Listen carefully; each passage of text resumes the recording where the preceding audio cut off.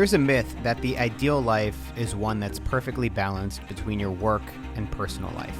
The biggest problem with it, from my perspective, is that it presumes that you don't take your work personally, that it's not something you find fulfillment in. But the past two generations of the employed are pushing more for work with meaning behind it. And with that, we need to rethink what it means to be balanced.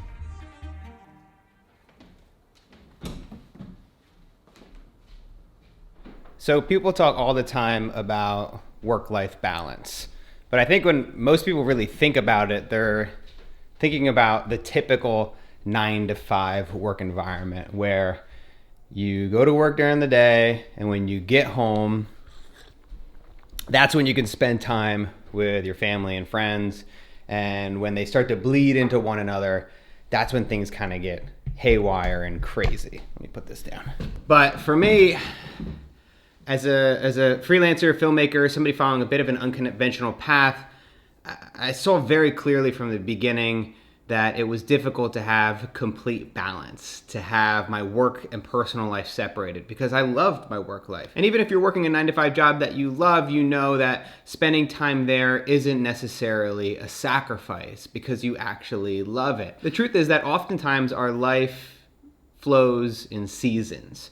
There are times when we're busy, and there's times when there are slow periods. And we need to make sure that we can strike a balance over the long run. So maybe this month we actually didn't do that much work at all. We actually didn't feel very productive.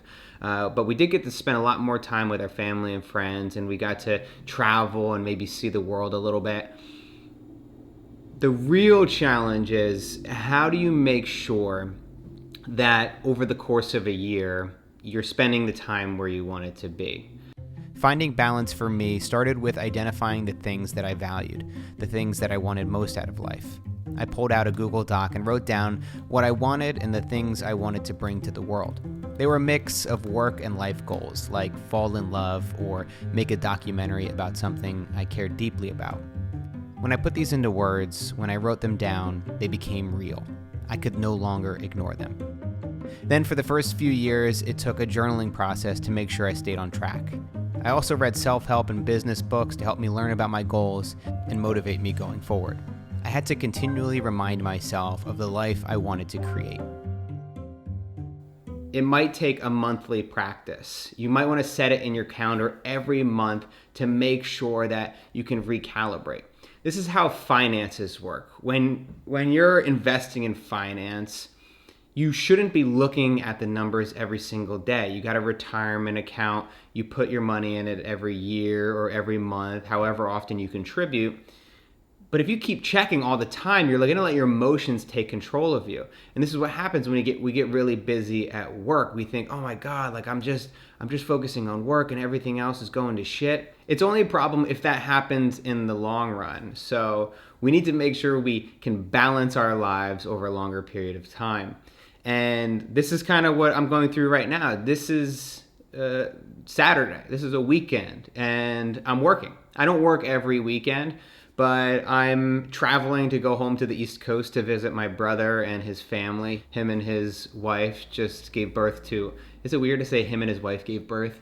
But I have a new niece, let's say that, Violet, and I'm really excited to meet her. I'll introduce you guys to her once I fly out there. But I'm working the weekend and I'm working a little bit harder now than I normally would, because in a week I'm going to be able to spend an entire week with my family, and I'm not going to have to worry about work, and I'm not going to have to worry about YouTube and videos and creating content and the strategy for it and all that stuff. I can just turn off and enjoy my time with them. So sometimes it requires working weekends, working late nights to make shit happen. And obviously that's what I'm doing now. You saw in the beginning of the video, I got my whole light set up. I'm editing some videos that I've got lined up. So this weekend I'm working on a couple videos that will be scheduled each Monday coming up for the next 2 to 3 weeks, depending on how much I can get done. One video is called You Don't Need This, and the other video is about how to wake up early every day before 6 a.m.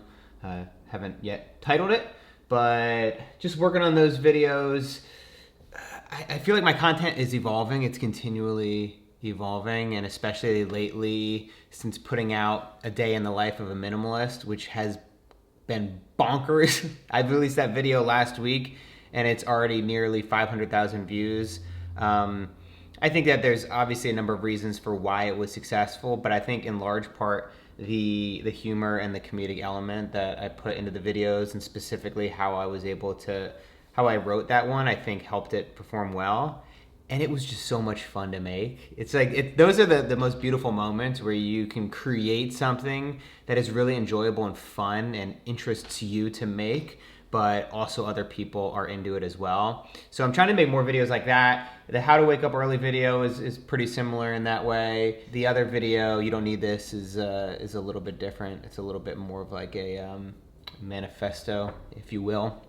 That is one of, I think, the best benefits of living as a creative freelancer or business owner, entrepreneur, whatever the hell you want to call it.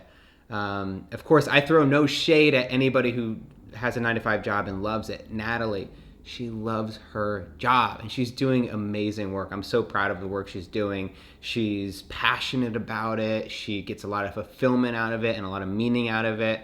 So I think that's great. I do have to admit that having the life that I do now, it works way better for me. And I love being able to have the flexibility of, hey, I can crush out some work here this week, and then next week I can just do nothing and hang out. Now, obviously for me, my balance is actually more tilted towards working more because I'm pretty ambitious. I really love to create films and tell stories through video. So I spend a lot of time doing it, but to be able to have the flexibility to do both and to create the life that I want, it's much less restrictive than if I was working a corporate job. It would be almost impossible. Thanks for watching this video. Let me know in the comments what you all think about work-life balance. Next week, I've got a very special video to share with you. I can't wait to show you guys. It's an actual secret. I'm going to let you guys in on an actual secret. So stay tuned for that one. Excited to share that with you. See you then.